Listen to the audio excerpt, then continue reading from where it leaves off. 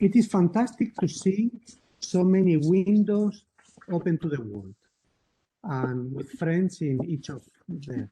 As you know, from Alicante University, we are working with 25 international schools of architecture in trying to define or to propose what can be the university for Europe.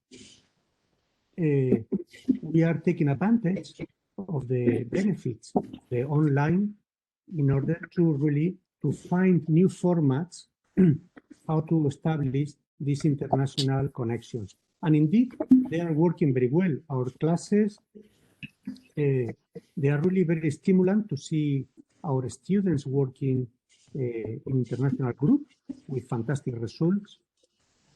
I am learning every single day from my fantastic colleagues, the teachers, and we are, for example, and we announced like a couple of weeks ago the new scientific journal that we are working on commons. I have to take advantage to announce it, to encourage all of you to submit a paper for it. Still is open, the call, until the end of the month, and the editor is Maria Luna. But not only that, is that we are already working in the next 5 journals. I mean, this is a group with such a potential in whatever we touch that continue thinking. Well, for example, this week, we are going to submit an application to create the new master degree in architecture. Is University of Universities. And still, we were thinking that we needed something. We needed like lectures. We were missing lectures and places to socialize. So in this format, we have proposed is just only 15 minutes lecture to think, to explain one thing, no, to try to condense all your life, no, in 15 minutes, only one thing, and to make us reflect. So, in these conditions, there are no questions allowed. When Samuel finishes, you will start reflecting, and we will continue, and everything is finished. The one who wants to continue here, having finished in the drink, is more than welcome. As we're continuing with the tradition of in Alicante of bringing always to the School of Architecture artists, we do that in University of Universities with workshops with artists. Samuel is directing with Fernando, one of them, and therefore we wanted this new series that we to call it Four Talks series, and we wanted to be an artist, the one who started with it. The first time I met Samuel, I saw his vision of the city. I was convinced to come to Alicante to work with my students. And in this case, he organized a workshop, as I say, with memorable results. It appeared in the newspapers, in the local newspapers. And for me, knowing that now we are always very concerned with the tools, how to measure the quality of the outcomes, I will tell you just one story is that when this workshop finished, we were having a good paella, all the students and teachers. Sim? By the sea. Ah, é pequenina. A menina. Olá, daqui é a Sofia, a nora da Zona Irene. Como está? And basically, we were drinking, eating, and then one of the students that is here came to me and said, Javier, can I embrace Samuel? I was with my wine. I said, Samuel was sitting by me. I said, of course, yeah, you have. Samuel, please stand up. And then he embraced Samuel, but not in a normal way. He embraced him as when you embrace a tree. He hold him for a long time, feeling the vibration, what he transmitted. And I thought it was the most incredible way of showing the gratitude of him as a teacher but as well for his humanity. So, Samuel, I would like to have a toast for you, all of us together. Thank you so much for being here. Thank you, Javier. Cheers. Cheers. Thank you, Javier, for this special introduction. I remember this. He is here. It's Wilson. Wilson embraced me and feel me feeling as a tree. It was very, very, very special for me. So for today, I would like to start this this talk with for me a very important question: why am I here? And I invite you to come to 2007. I was a master student and pretending to be an artist, as you can see on this picture. I was studying contemporary art practices in the University of Porto in Fine Arts, and in the end of the master, the teacher, the director of the master, invite all the group to do an exhibition, a very powerful exhibition on the city and on the special building. And we went there for a meeting with the production team, and I didn't know I didn't have any idea for the exhibition as an artist. So I was on this meeting, and everybody was asking for, I need 3 screens, 2 projectors, a very good sound system. And I didn't ask for nothing. I didn't have any idea yet. So I was a little bit scared, but I remember that I didn't know what to do, but I know that I want to work with the situation. I was planning to have an idea during the installing the exhibition. So when I was there, it was a week. Everybody was setting up the works, and suddenly cables, electric cables everywhere full of cables, and everybody was saying, oh my God, what can we do with so many cables? We should hide this. And no, that's my job. And I did this piece. It was a big installation with all the cables of the exhibition. I assumed these cables as my work as an installation. And it was really funny because this is the entrance, one of the entrances of the exhibition, this corridor. And it was funny because the people was starting playing with that and turning off the exhibition. If you touch this installation, you turn off the exhibition. It was like the power, the heart of the exhibition, because the old energy comes from my work. But I bring these images as the first for this talk, because I think my adventure on this idea of involuntary sculptures, I think starts here. Because here, this is not about the work, but it's about the way I look to my daily life. I was paying attention for insignificant things, to the corner, to the precarious things. So I decided during the dismantling of this installation, I was paying attention also to the traces of the painting coming out from the wall, and I took some photographs. And my next show, I did some kind of archaeology of the previous one. I put all the cables on the floor. I put the photograph you see before here on the wall, and some photographs I did during the dismantling of the previous installation. So it was some kind of a strange exhibition, because my friends went to exhibition again. Why? This is the documentation of the previous exhibition. So because I was really interested as a statement, not about the work, but about the space after the work. When you take the work and you see to the space and you see traces and marks. And I start again documenting the dismantling of the new exhibition and producing my next exhibition with the photographs of the previous exhibition again, and I call it retrospective.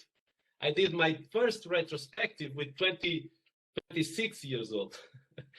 And I was playing also with the idea of fake, because if you look to this picture, this is a model that I took photographs of the model and I put again on the next exhibition, the photograph of this, and also some hyper realistic paintings about the dismantling of exhibitions. So for me, this is the beginning of something that was growing on me, and it was my passion for these details of the corners, insignificant things,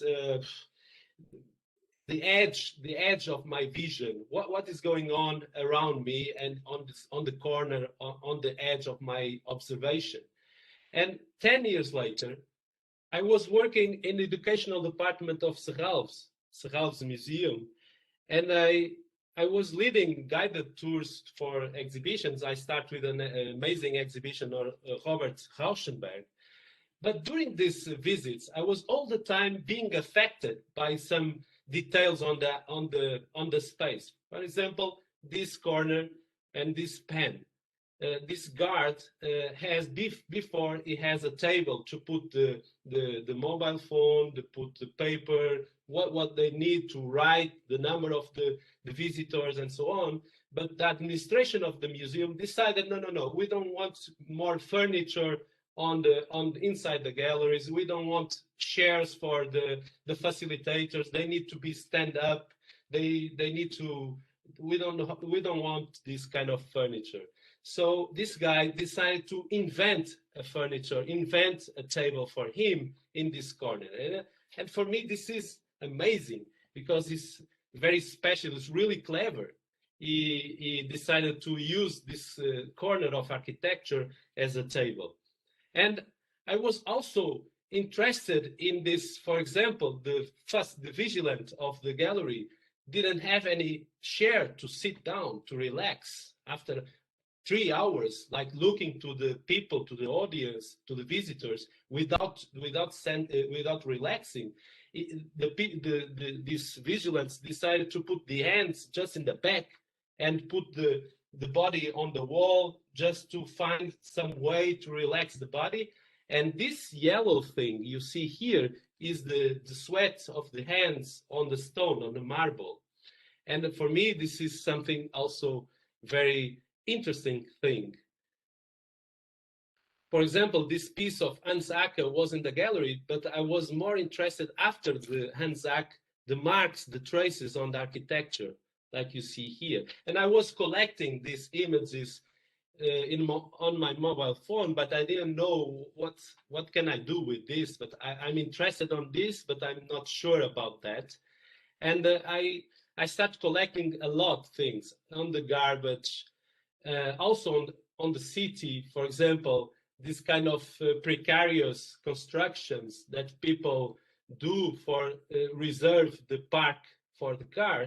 People every day, the lawyers just came to the city and the need to save a place to put the car, to park the car. So he invents some kind of sculptures, some kind of artifacts and some compositions to save the place for the car. And I was also taking pictures of these kind of situations.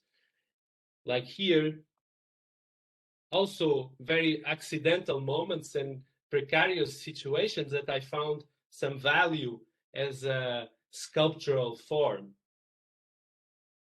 On the walls, also in the doors, the improvisation of this thing.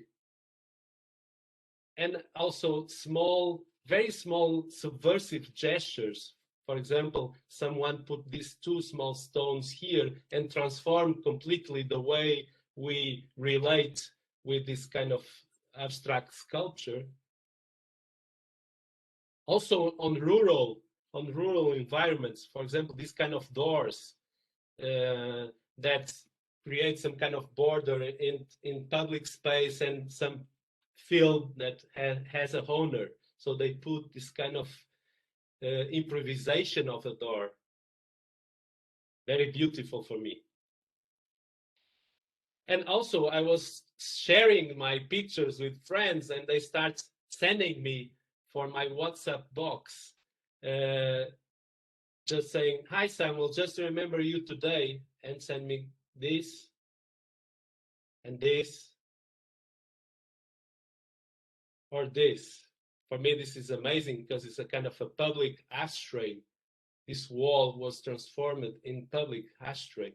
And this is a kind of, oh my God, this is a kind of a virus. Everybody was infected by this way of looking to the city and to the public space. Until I discovered, because I didn't know how to call to these situations, to these photographs, and I discovered Georges Brassai.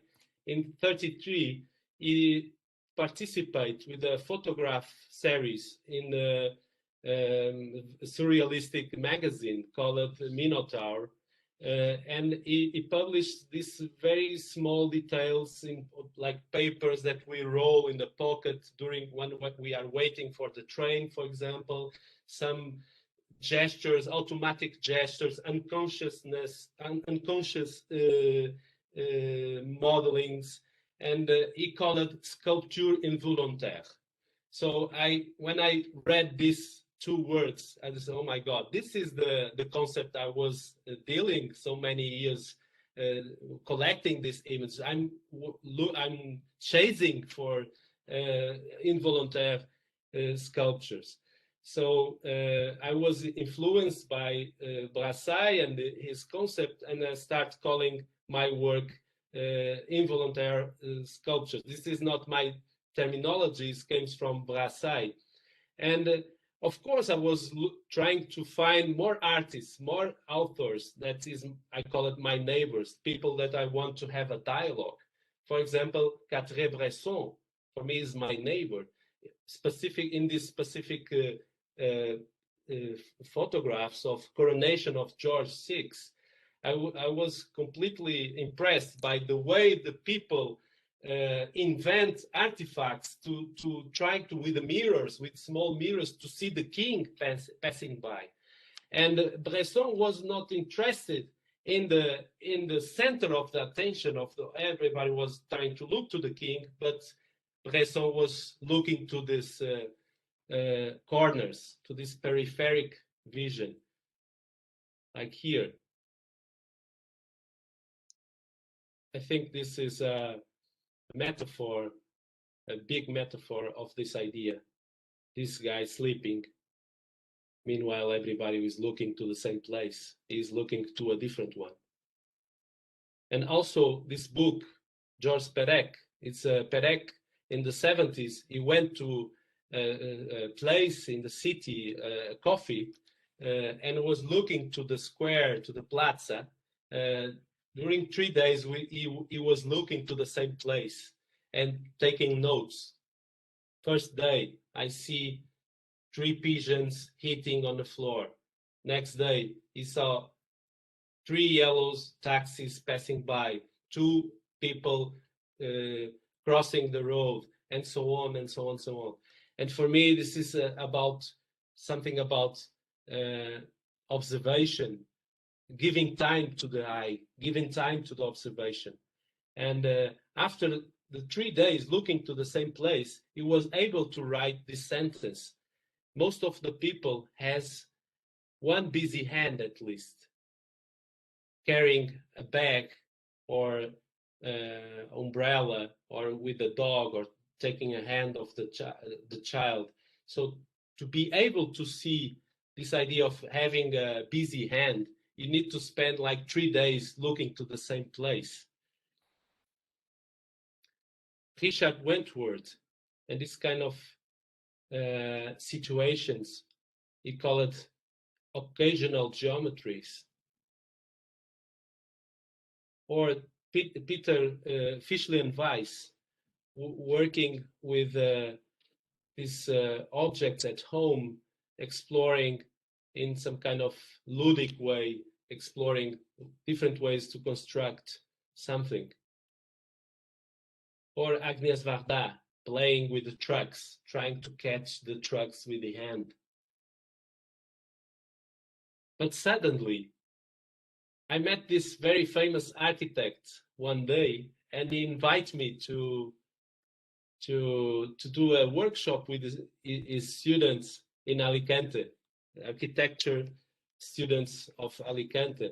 And I did workshop about this idea of involuntary sculptures, and it was amazing workshop, incredible works, people working and looking to the city like through the swimming gums, discovering different shapes, textures. The colors of the swimming gums were giving us information about time, about concentration of people, for example. The idea was to start from this way of looking the city that is not incomplete, and you are looking all the time and discovering different things to create after these architectonical projects, or looking to small papers, small bags on the floor, and thinking, starting with these starting points, or the city and the reflections of the city on the cup, in the cup of tea, or the coffee. For example, this project about reflection on the cup of tea before drinking. Everything was amazing. But next day, the newspaper published this with this title, and I translate for you: Remains of dog poop, gum, or papers thrown in the street, based for architectural projects of University of Alicante students. And perhaps this is the reason why I'm here drinking Porto wine with you and not in Guggenheim. Cheers.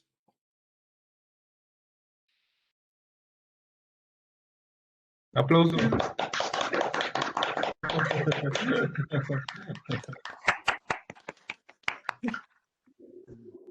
I have to say thank you, Samuel, because there is something that happened to me after this workshop, and is that I learned to look in an involuntary way, and that's for me the main thing that happened after your workshop. And I have to say goodbye.